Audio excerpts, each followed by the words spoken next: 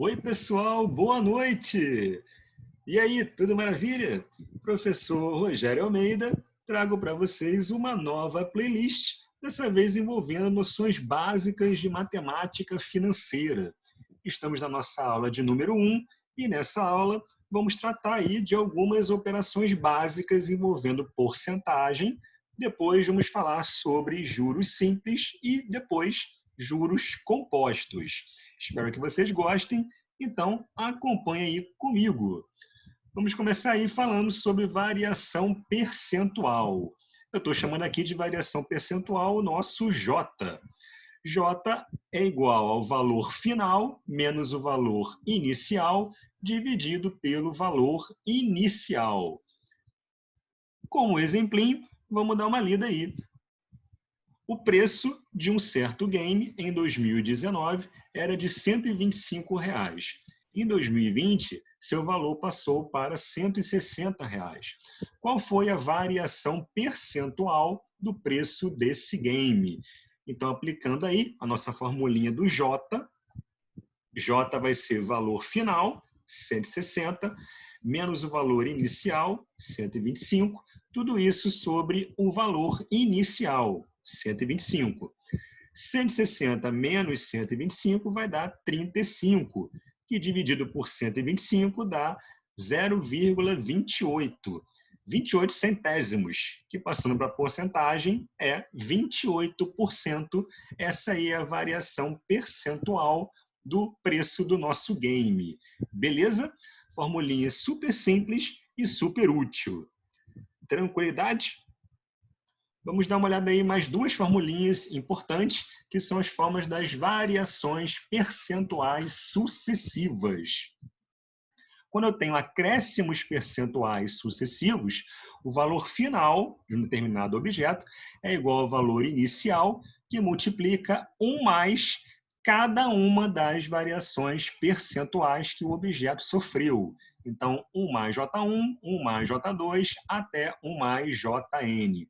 Por outro lado, se o objeto sofreu decréscimos percentuais sucessivos, a formulinha muda um pouquinho. Então, o valor final vai ser o valor inicial, 1 menos J1, que multiplica 1 menos J2, até 1 menos Jn. Beleza? Lembrando que os J são as variações percentuais. Além disso, tem também a variação percentual acumulada, que eu estou chamando de JAC.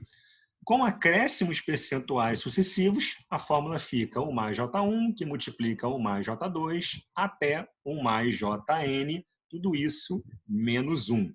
Por outro lado, quando eu tenho decréscimos percentuais sucessivos, o nosso J acumulado vai ficar 1 menos J1, que multiplica 1 menos J2, até 1 menos Jn, tudo isso menos 1.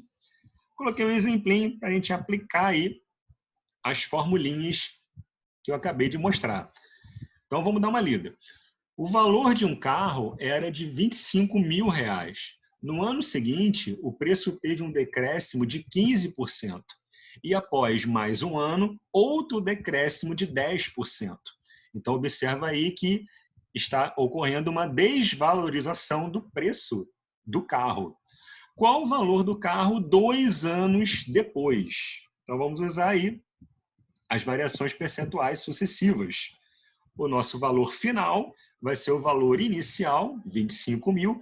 Como existem dois decréscimos, um de 15%, 0,15, e outro de 10%, 0,10, a formulinha que a gente usa é aquela do 1 menos. Então, vai ser 1 menos 0,15, que multiplica 1 menos 0,10. Fazendo essa continha, o total vai dar R$ 19.125. É o novo valor do automóvel depois de 2 anos e após aí 2 desvalorizações percentuais. Qual seria a taxa acumulada de decréscimo? Então, é o nosso J acumulado. Ele vai ser 1 menos J1, o J1 é 15%, 0,15, que multiplica 1 menos J2. O J2 é 10%, 0,10. Tudo isso menos 1. Fazendo essa continha, vamos encontrar aí menos 0,235. transformando em porcentagem, menos 23,5%. Chama a atenção de vocês que quando o nosso J acumulado dá negativo, isso significa que houve uma desvalorização do nosso objeto.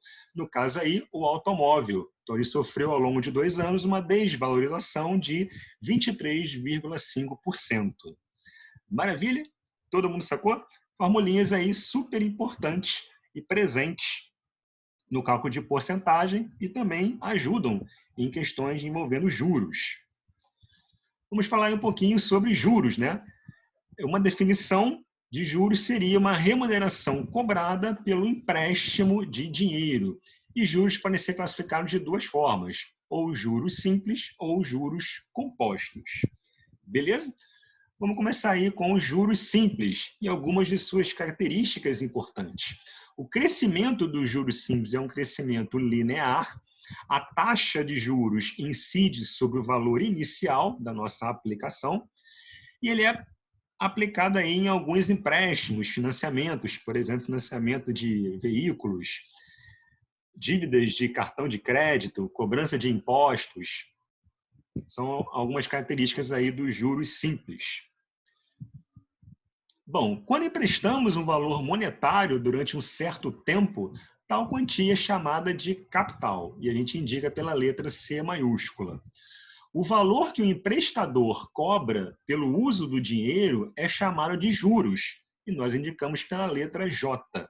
A taxa de juros, que nós estamos chamando aqui de I, é expressa como uma porcentagem do capital empregado. Normalmente, a nossa taxa I é indicada na seguinte unidade de medida: AD, que é ao dia, AM ao mês e AA, que é ao ano.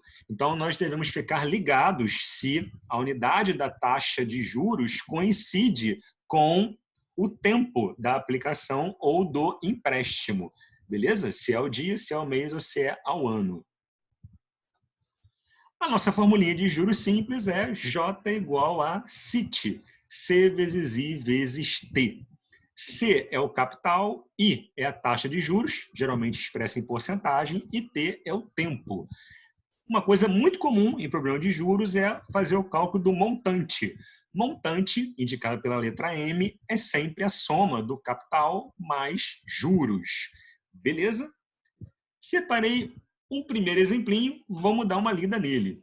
Um capital de R$8.000 é aplicado no regime de juros simples, a taxa de 2% ao mês durante 5 meses. Então, repara que a unidade da taxa de juros ao mês está exatamente igual aí com o tempo, compatível com o tempo, no caso aí 5 meses. Então, taxa ao mês, tempo em meses, beleza? Determine os juros e o montante da aplicação. Formulinha de juros simples, J igual a CI vezes T. Então, nosso J vai ser o capital, R$8.000, multiplicado pela taxa, 2%. 2% é 0,02, multiplicado pelo tempo. O tempo aí, 5 meses. Multiplicando esses 3 valores, 8.000 por 0,02 por 5 dá R$800 são os juros. Portanto, o montante dessa aplicação vai ser 8.000, capital, mais os juros, 800, totalizando aí R$8.800 é o montante dessa aplicação. Beleza? Muito tranquilo, muito simples. Exemplinho número 2. Determine o montante de uma aplicação de R$5.000 a juros simples com taxa de 3% ao mês no período de 2 anos. Então, repara aí que a taxa de juros não está compatível com o tempo. A taxa está ao mês e o tempo aqui está em anos. Então, eu preciso passar esses 2 anos para mês. 2 anos aí são 24 meses. Beleza? Formulinha de juros simples, J igual a C vezes I vezes T. O capital é 5.000, a taxa de juros 3%, 0,03, e o tempo aí 2 anos, que são 24 meses. Multiplicando esses 3 valores, encontramos aí os juros de R$3.600 no período de 2 anos. Portanto, o montante é o capital inicial, 5.000, somado com os juros, 3.600, totalizando aí R$ 8.600. Maravilha? Finalzinho aí do nosso exemplo de número 2. Vamos falar um pouquinho aí sobre as principais características dos juros compostos, que são os juros da vida real, né? Mais conhecidos aí como juros sobre juros. Quais são as diferenças em relação aos juros simples? É que o crescimento dos juros compostos é mais atrativo. Ele é um crescimento exponencial e não linear. A taxa incide sobre o valor inicial mais os juros anteriores. Daí a gente falar, né, na expressão juros sobre juros. Lá nos juros simples, a taxa incidia somente sobre o valor inicial. E os juros compostos nós encontramos aí em investimentos. Por exemplo, Tesouro Direto, CDB, que é quando você empresta dinheiro para o banco, ações e mercado financeiro de uma forma geral. A formulinha de juros compostos é a seguinte: M, que é igual ao montante da nossa aplicação, é igual a C, que é o capital, que multiplica 1 mais I é a taxa de juros em porcentagem, tudo isso elevado a T. T é o tempo da aplicação. Então, quanto mais tempo ficar aplicado um determinado valor, mais juros você vai colher e o crescimento vai ser exponencial, como nós vimos aí nas principais características dos juros compostos. Um exemplinho, vamos dar uma lida. Uma quantia de R$ 2.000 foi aplicada a juros compostos durante 4 meses, resultando em um montante de R$ 2.200. Qual a taxa mensal de juros da aplicação? Então, vamos aí a formulinha de juros compostos. Montante é C, que é o capital, que multiplica 1 mais I elevado a T. O montante 2.200, o capital 2.000, que multiplica 1 mais I é a taxa, que eu quero descobrir, tudo isso elevado ao tempo, que no caso aí, 4 meses. Por isso que ficou mais I elevado a 4. Beleza?